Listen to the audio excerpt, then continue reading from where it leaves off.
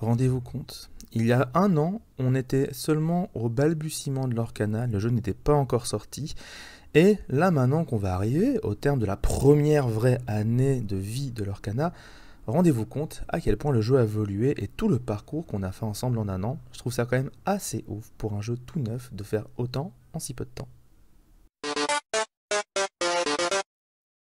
Et bonjour à toutes et à tous, ici c'est Ketal et on est là pour une nouvelle vidéo sur l'Orcana. On va faire une vidéo assez courte pour changer des analyses de spoil qui prennent 40 minutes en moyenne.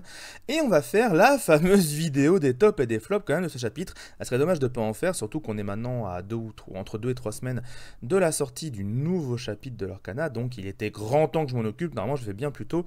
Clairement le top et flop du chapitre 5 arrivera plus tôt en rapport de la sortie du chapitre 5 par rapport à ce top et flop du chapitre 4 par rapport à la sortie du chapitre 4. Vous avez l'idée. Donc 10 cartes, 5 flops et 5 tops. Je rappelle un peu le principe. Le principe des flops sont des cartes que j'avais estimées importantes, des cartes qui étaient en grande partie dans les 12 cartes à surveiller. Et bien évidemment, il y aura une vidéo des 12 cartes à surveiller pour le chapitre 5, soyez-en sûrs. Et donc le but, c'est de faire un peu le bilan de ce chapitre 4 et de voir un peu les cartes que j'avais sous-estimées, mais aussi les cartes que j'avais surestimées. Donc les flops, c'est des cartes, n'importe quoi. Des cartes qui étaient présentes donc dans la vidéo des 12 cartes à surveiller et qui finalement n'ont été pas du tout jouées ou alors extrêmement peu. Et à l'inverse, les tops, c'est des cartes sorties de nulle part dont on avait estimé qu'elles seraient intéressantes peut-être ou pas du tout et qui finalement se sont révélées beaucoup jouées dans au moins un ou deux archétypes. Voilà, vous avez l'idée générale. N'hésitez pas si vous avez vous aussi des flops et des tops à proposer, des choses que vous pensiez très fortes et finalement non, ou à l'inverse des cartes que vous pensiez injouables et finalement qui ont été extrêmement jouées. N'hésitez pas à en parler en commentaire, c'est toujours sympa de voir un peu, de comparer avec les autres les cartes qu'on estimait bonnes ou pas bonnes. On commence avec le premier flop, ça va être Gaston. Gaston, je n'avais parlé, et pour moi, il y avait des choses à faire avec. Et même encore maintenant, je pense qu'il y a des choses à faire avec. Pour 3 non ancrables de Catin de l'or, on peut l'incliner pour payer 2 de moins le prochain personnage qu'on joue ce tour-ci. C'est Prof en plus bourrin, en termes de réduction de coût. La différence avec Prof, c'est que Prof, lui, bon, déjà de mémoire, il est ancrable, et surtout, lui, c'est quand il part à l'aventure, donc on fait un peu de l'or en même temps. Mais Gaston permet de jouer des tours 5, voire même des tours 6 très tôt. Si vous jouez plutôt à 1 et que derrière vous jouez Gaston au tour 2, l'adversaire s'il n'a pas joué de tour 1, et attention, je rappelle qu'en ce moment dans la méta, il n'y a pas beaucoup de tour 1, donc ça peut vraiment bien marcher. Donc plutôt tour 1, Gaston tour 2, tour 3, vous avez déjà un tour 5 à table, ce qui est vraiment pas mal. Certes, les decks ramp, eux, peuvent faire aussi des personnages très tôt dans la partie, et ils n'ont pas besoin de personnages qui restent en jeu pour pouvoir faire ça. Mais en échange, bah, ils n'ont rien du tout sur le board. Là, d'ailleurs, Gaston et Pluto, ils peuvent toujours faire des trucs à côté, en cas de besoin. Et donc, bah, ce Gaston, je le trouve très intéressant. Voilà, donc si vous avez Pluto avant tour 3, vous avez un tour 5 en jeu. Si vous n'avez pas joué Pluto, si vous avez joué ce Gaston au tour 3, ça veut dire qu'au tour 4, vous pouvez quand même jouer des personnages à 6. C'est vraiment pas déconnant à mes yeux. Typiquement, jouer en jaune-gris et des clochettes dès le tour 4, c'est quand même des aspects sympas. Ça évite de devoir jouer des alters, tout ça, tout ça. Maintenant, pourquoi est-ce qu'il est peu joué? Je pense qu'il est peu joué parce que non ancrable c'est déjà compliqué en jaune, parce que dès qu'on joue avec d'autres couleurs, on veut jouer des non ancrables et donc ça rend les choses un peu tricky. En plus de ça, bah malheureusement Gaston, le problème qu'il a, c'est qu'il a 2 de force et dans la méta actuelle, entre les 6 sous et les bagarres surtout, bah, c'est très compliqué d'exister, surtout au niveau du tour 3, sans compter Médusa, etc., etc. Donc je pense que Gaston, c'est une carte qu'il faut garder en tête quelque part, qui pourrait permettre de faire des decks vraiment très très très bourrins, très très très rapides, avec des gros personnages qui tâchent, qui leur beaucoup. Faut juste trouver les bonnes solutions pour pouvoir faire ça, et essayer de le garder en vie, ce qui serait quand même pas mal pour l'investissement. Carte numéro 2, Second Star to the Right. Donc, pourquoi je mets les cartes en anglais d'ailleurs? Eh bien écoutez, regardez, je vais faire un claquement de doigts. Voilà, parce que oui, évidemment, j'ai repris les cartes du truc précédent, donc je les ai gardées en anglais. Maintenant, toutes les cartes sont en français pour moi, donc comme ça sera plus simple pour vous lire les noms de cartes, ça sera beaucoup mieux. La deuxième étoile sur la droite pour 10 à l'unisson 10. Choisissez un joueur qui pioche 5 cartes. Pour moi, c'était la chanson la plus jouable dans l'unisson parce qu'avoir 2 personnages à 5 sur le terrain, ou un perso à 6, un perso à 4, des trucs comme ça, ça se fait. Ça se fait, mine de rien, piocher 5 cartes, ça peut vraiment valoir le coup de perdre un tour entier. Maintenant, perdre un tour entier, c'est quand même compliqué dans pas mal de parties, et du coup, bah, certes, ça vous donne un énorme avantage pour la suite de la partie, mais si jamais l'adversaire a déjà fait beaucoup de l'or, ça peut vous coûter très très cher.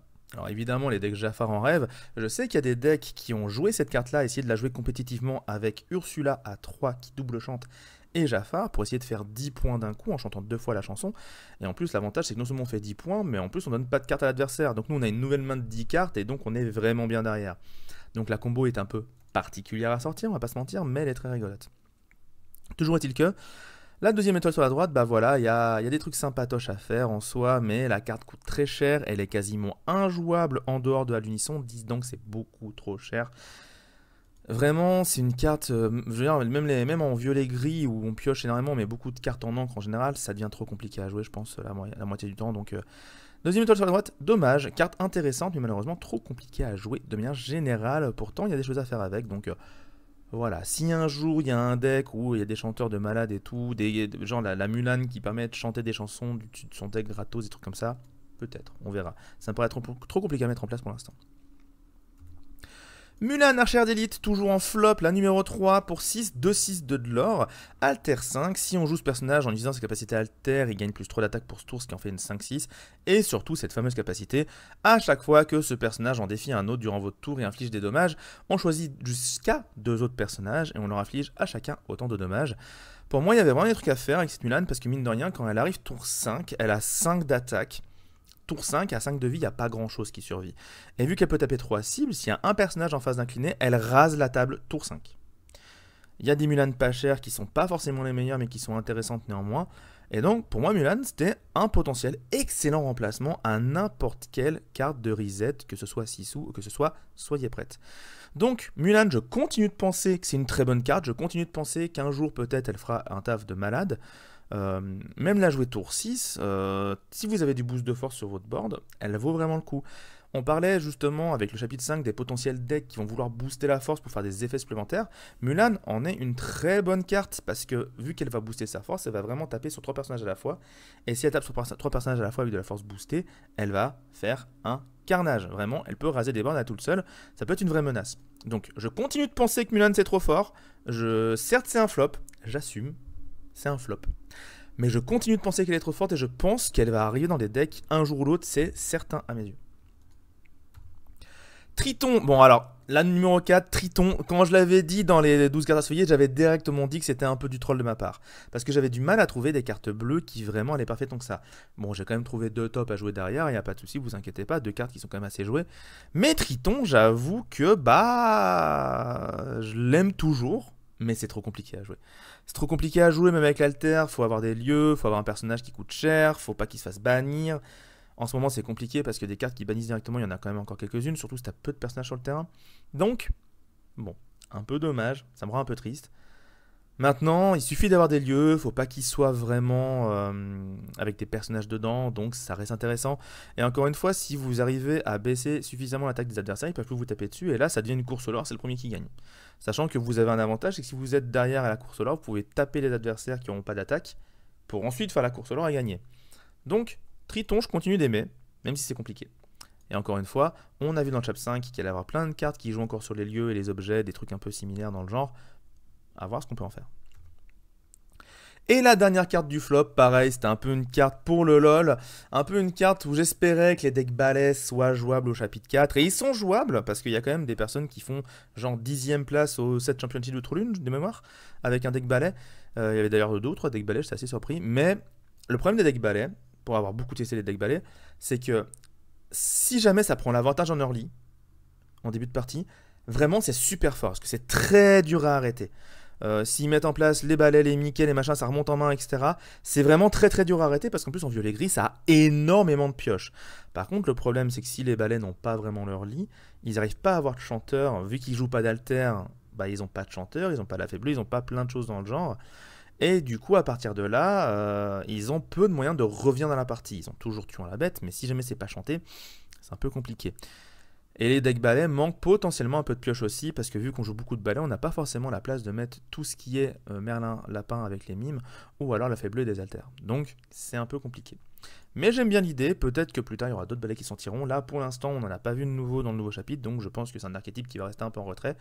Peut-être un jour de nouveaux balais qui permettront de faire des choses sympas. À voir. Et on attaque maintenant la suite des cartes qui ont fait top, c'est-à-dire des cartes où on les a vues, on s'est dit, pas ouf. et qu'en fait, finalement, elles sont jouées pour des raisons des fois très spécifiques. On va commencer avec la numéro 1, donc des tops, avec ce bon vieux Peter Pan pour 3 trouveurs d'ombre, 2-3 charges insaisissables avec un de l'or. Vos autres personnages insaisissables gagnent charge, ça c'est très anecdotique, on préfère largement la capacité de l'ombre Peter Pan, qui donne insaisissable à vos personnages qu'on charge, et donc ils peuvent faire du lore tranquille ou taper des personnages insaisissables, c'est très intéressant, et en plus elle a de l'or, donc en soi elle est meilleure. Mais ce Peter Pan, il est rentré dans la méta à cause d'une carte, à cause de Diablo. Et du coup, tous les decks violets, ou beaucoup de decks violets en tout cas, vont rentrer de Peter Pan pour essayer de gérer les Diablos quand ils rentrent en jeu. Parce que certes, bagarre, ça fait le taf, ou les cartes grises de dégâts directs font le taf, mais Peter Pan en plus, c'est un bon avantage quand même. Et c'est une carte qui n'est pas enlevable par Ursula aussi, donc ça aussi, ça en fait une très bonne carte. Donc Peter Pan vraiment méta-call, le jour où les decks ont moins de Diablo, ou tout du moins le jour où vert est moins omniprésent dans la méta, ou moins très très fort dans la méta, clairement Peter Pan sortira des decks pour laisser d'autres personnages rentrer à sa place, parce qu'il est intéressant, mais clairement on peut trouver mieux. Kriki, la numéro 2 des tops pour 5, 3, 4, 3 de l'or. Déjà des stats intéressantes parce qu'elle résiste à fracasser, elle a 3 de l'or, elle pourra faire pas mal de choses. 3 d'attaque, ça esquive les bagarres aussi, donc plutôt pas mal. Malheureusement, elle prend quand même Ursula, ce petit Kriki, donc... enfin, il prend Ursula, ce petit Kriki. Non, il prend Médusa, ce petit Kriki, je dis n'importe quoi. Donc malheureusement, ça de ce côté-là, c'est un peu dommage. Mais ce qu'il faut retenir, c'est cette fameuse capacité que lorsqu'on joue ce personnage, les autres personnages gagnent plus 3 d'attaque pour le reste de ce tour, et donc ça soit en vert gris ou en vert violet, c'est une excellente carte pour aider votre board à gérer les lieux. Parce qu'on a souvent en vert violet, en vert gris des boards avec des personnages qui ont peu d'attaque. Vert violet un peu moins vrai parce qu'on a quand même des trucs genre les mimes renards et les merlins chèvres qui tapent quand même à 4, donc c'est pas trop déconnant. Mais si jamais vous avez un board en place mais que c'est que des personnages qui tapent à 1 ou 2, bah boum, vous jouez Kriki, vous allez pouvoir faire beaucoup de lore les prochains tours, et en plus de ça, vous allez pouvoir taper très très fort le lieu, donc Kriki, finalement, très bon méta call, encore une fois, contre le Château de la Reine, qui est une carte qui est beaucoup revenue dans la méta, en fin de méta, justement. La numéro 3 des cartes top, bah évidemment Flynn Rider pour 2, 2, 2, 1 de l'or, pas du tout joué en début d'extension. Flynn Rider a finalement trouvé sa place en spécifiquement dans les decks violet-rouge, parce que Flynn Rider, bah, contre les decks bleu-gris et contre les decks aussi bleu-rouge, c'est une solution qui permet de faire beaucoup de lore si jamais l'adversaire n'a pas de quoi le gérer instantanément, et du coup, même les decks bleu-gris et bleu-rouge ont dû rentrer des cartes pour gérer Flynn Rider, sinon c'était auto-lose. Parce que Flynn Rider, avec derrière une 6 sous, c'est sûr et certain quasiment de pouvoir faire 3 éclats de l'or, donc si on n'a pas de quoi gérer Flynn Rider, c'est compliqué derrière. Donc, Flynn Rider, vraiment très très bonne carte de rush en début de partie, qui profite quand même énormément du fait qu'en ce moment dans l'Arcana, on joue très peu de T1 et de T2, et du coup, bah, il est plutôt tranquille pour faire sa vie. Parce que si jamais vous jouez un T1 qui a 2, bah, déjà Flynn Rider ne fera pas ses capacités derrière, et vous aurez le temps d'ici le tour 3 de pouvoir, voire même le tour 4 si vous êtes premier joueur, de pouvoir gérer la 6 sous derrière, et d'empêcher Flynn Rider de déclencher ses capacités et de gagner beaucoup de lore.